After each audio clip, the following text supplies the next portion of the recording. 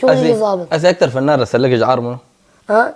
اكثر فنان رسل عندي رجع بربع رسالة ظابطة للأستاذة الكبيرة أيمن الشريف.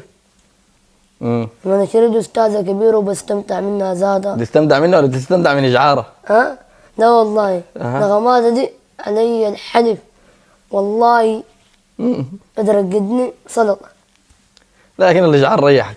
اوه ماي جاد. ها؟ ده الفيلم على مصاح ولا الابيض ولا الاخضر الاخضر اللي بيتحرك ريحك يعني. اكثر فنان رسل لك اشعار كده ماكن ايمان الشريف. لا والله في ناس رسل كثير، لكن ايمان الشريف ده انا بستمتع منها وما قصرت، رسل لي اشعار كبير جدا. يعني ما بقدر اقول هنا. اي والله رسل لي اشعار كبير عديد ما انا كده. والله هي زول استاذ وبستمتع منها. الله يرك عاب يرك. ايمان الشريف دي يا ما احنا ما بصاحبها بالقروش. وشنو هنا القروش دي بتروح وبتجي. لا هي زول اخذ اخوان والله ولا كلمه. القروش دي بتروح وبتجي.